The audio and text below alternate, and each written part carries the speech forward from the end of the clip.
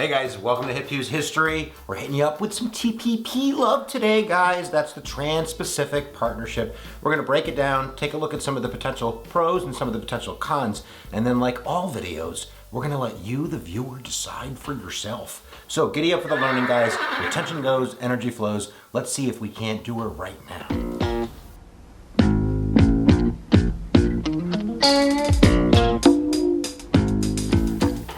So this is a tough one, guys. Let's kind of break down the very basics first. The TPP is the Trans-Pacific Partnership, which isn't to be confused with the recent legislation in the United States called the TPA, which is the Trade Promotion Authority. And President Obama fought very hard for this, working with Republicans more than Democrats, getting support from the Chamber of Commerce when he was getting opposition from the AFL-CIO. So it's very strange bedfellows, but he was able to squeak through the TPA legislation. And what this legislation does is it gives himself, the president, and the next president for the next 6 years, the authority to negotiate these trade partnerships where Congress will not be able to amend the outcome. They're going to be able to give it an up and down vote, but they're not going to be able to amend it or filibuster it. And this is going to give comfort to those other nations which are bargaining with us in order to seal a deal. It would be very difficult to seal a deal if these countries thought that Congress was going to be able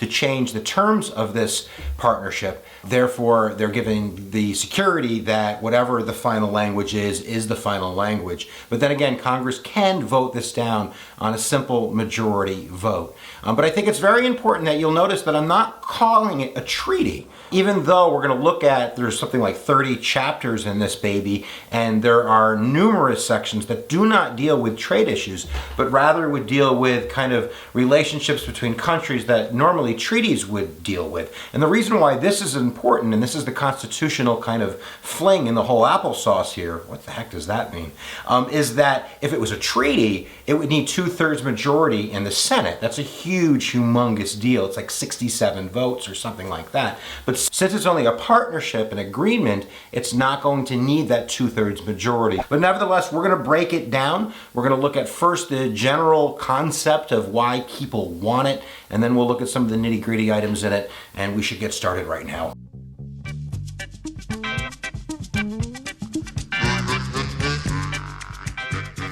So it's an agreement between 12 nations when it goes into effect, and it was actually started way back in 2002, and the first deal was between 4 nations, signed in 2005, and that was Brunei, Chile, New Zealand, and Singapore. So this agreement had already kind of been started, and the United States jumped into bed with these guys around 2008, first under George Bush, and then President Obama quickly announced in 2009 when he met in Asia with their leaders that he was also going to be pushing for the TPP. And now that he has this fast-track legislation, and that's what that TPA is, it gives him the ability to push this through quickly. And part of that legislation is that once the deal is done, then it's going to be put online for everybody to read.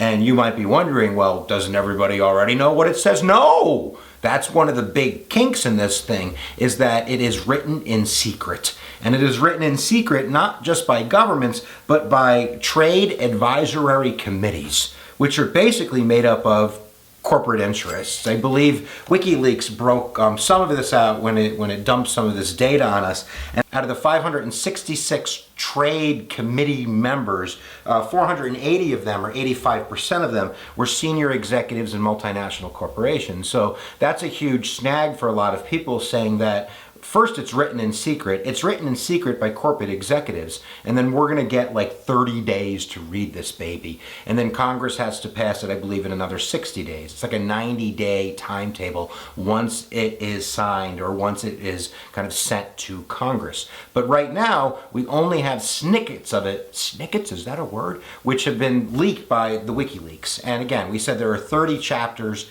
Out of those 30 chapters, 11 predominantly deal with trade, and then there's a whole assortment of other issues that kind of get dealt with. And we're going to take a look at those right now. One of them is that this is an open architect arrangement, which means that even though that once it's been passed by the United States, once Congress signs off on this, other partners can join in, and Congress won't be able to change that. We can't get out of this thing. And the big missing partner right now, one of the reasons why we're doing this, is China. We want to be competitive with China, and with a protectionist trade policy, the idea is we'll never be competitive with China, that China is eating up this market. The Pacific Rim nations, Chile and Singapore and the Philippines, Japan, that China is close by and dominant, and they are manipulating prices and they're locking us out. And this agreement is going to be able for us to knock down those trade barriers, to get into those countries and to increase our exports. People that are for this, economists on their side, project that by 2025, there'll be a $77 billion increase in GDP. And while that sounds like a lot, it's less than 1%. The bigger idea is that this will just be pushing more free trade, more open trade, as we eventually begin to compete fairly with countries like China, which will make it easier for us to create jobs and for our economy to boom. Some of the other parts of this are tariffs. Those are big trade variables right there. Right now, the United States has a 25% tariff on Japanese trucks. So if you're in the market for a truck and that tariff is gone, suddenly there's a very cheap, affordable, good working truck that you're going to be able to buy. And at the same token, we have U.S. beef manufacturers that would love to get their hands onto the Japanese market. So lowering these tariffs, and a lot of nations we already have deals with. NAFTA did that. We already have basically no tariffs with a lot of these countries, but Vietnam and Singapore and Brunei, these countries, and especially Japan, we really don't have fair tariffs. And the people that are for this say that lowering those tariffs are going to give the United States the ability to get into those new markets. Now, we also have the idea of environmental and worker standards. And again, since everything is secret, we just kind of have to rely on the president with him saying that this is the most progressive trade pact in world history. And it would be one of the biggest. We can't forget that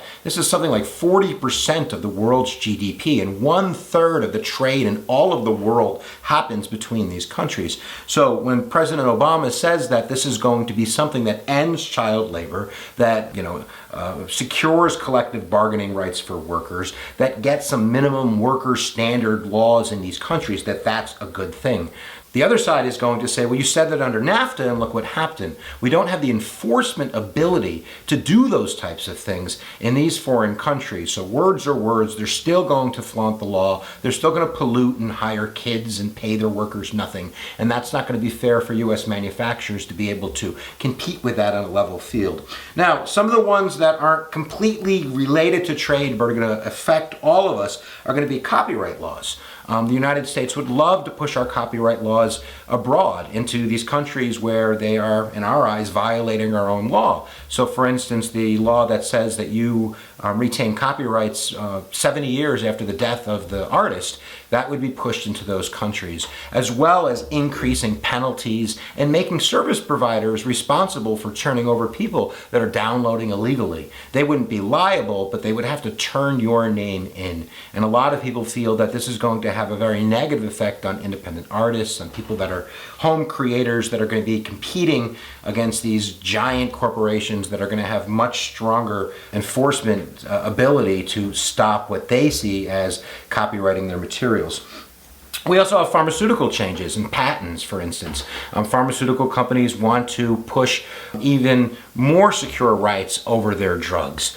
Something I believe like 14 years they want in other countries before generic drug companies would be able to start pumping out cheaper, competitive drugs on the marketplace. And a lot of volunteer groups like Doctors Without Borders and such are really worrying that this is going to adversely affect these developing nations that really need to get a hold of cheap drugs. There's a lot of controversy that's going on with the whole drug thing, and a lot of people on the opposition side say that not only is this bad for third world developing nations, but that this is going to cause a rise in prices in the United States as well. Now, there's also a lot of other stuff in there, and we don't have time to go over everything, but things like financial services and e-commerce, telecommunications, a lot of very sensitive issues that relate to multinational corporations and currency devaluation and banking services are also on the table. But again, we just don't know because it's all hush-hush, secret. But at the end of the day, President Obama is going to have to be transparent in what the final deal says.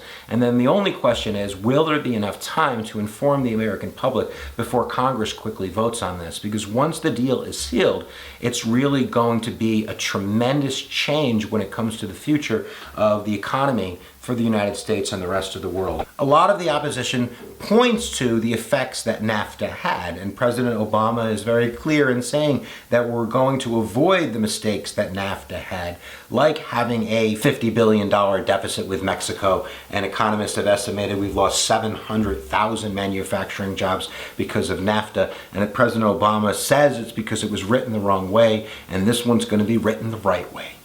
And now we left the best for last, and that is the ISDS. Why is Elizabeth Warren freaking out?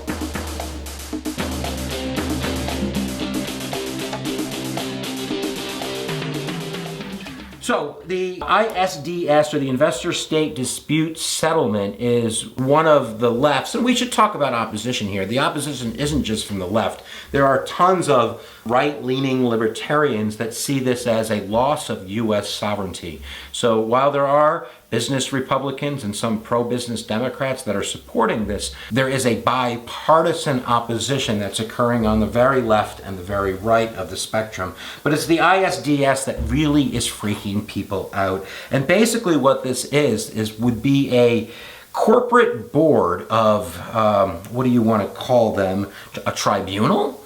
Where if a corporation believed that one of these member nations had passed a law or a reform that was going to economically hurt them, that rather than going through their court system, they would be able to go to this corporate tribunal where they would be able to assess the situation and then levy fines on that host country. So while they can't change the law, they would be able to penalize them. And this has happened in the World Trade Organization. A few years ago, the United States, with heavy support in both houses of Congress, passed a Home Origin Food Labeling Act, which would put basically on meat where that meat was coming from. And Mexico, specifically Mexico, but Canada also freaked out because they saw this as unfair competitive legislation, where basically by saying that this meat was from Mexico, people weren't going to buy it, and this was going to hurt their bottom dollar, and they won. And the WTO sanctioned the United States government. So taxpayers were going to have to cough up unless this very popular piece of legislation was repealed. And guess what happened this month? This very popular piece of legislation was repealed in the House. And most political scientists are saying it's because of the WTO. So if we have these ISDSs set up with these specific rim nations, what's to stop any one of these corporations from going to this corporate tribunal, which isn't made up of judges, it's not made up of government officials, it's made up of corporate people that are beholden to corporate interest. And if they're the ones judging and they have the enforcement ability to take taxpayer dollars out, this can very much change the way that nations pass reform legislation. Now, originally, the reason why they had them was if a United States corporation set up in a host country and then a dictator took that corporation over, you very well can't go to the dictator and say, I'm going to sue you, give me money. You'd go to these special tribunals and they would get your money for you. But them still existing today is at least a questionable event that needs to be scrutinized, I believe, highly. So right now, they think that the TPP talks will be done in the next month or two, quite quickly. Now that Obama has TPA, he has the ability to negotiate without having to go to Congress for changes. And then it'll be up on the internet, and it's gonna be a freaking firestorm. Because this is gonna happen, guys, probably right around the turn of the new year when we're really churning up the presidential election for 2016. And who knows whether or not the TPP can pass in a very partisan political environment like a presidential political campaign. And getting it through Congress during a presidential election might be a little tough to do. So there you go, guys. The TPP, the Trans-Pacific Partnership, not a treaty. We hope you understand the TPA and the president's new authority in order to negotiate this deal, some of the finer details and some of the worrisome details that are in this trade legislation. And then why don't you leave it down in the comments below? We'll see what happens, guys. I'm not going to say one way or the other. I just think that it's important that we're all aware of what's going on and that we voice our voices on YouTube. How about that? All right, guys, if you haven't subscribed to Hip Use History, all you gotta do is press the big red button up there. It's fun, it's free, it's focused, and and it's just a click away. And always remember, where attention goes, energy flows, and we'll see you next time that you press my buttons. Giddy up.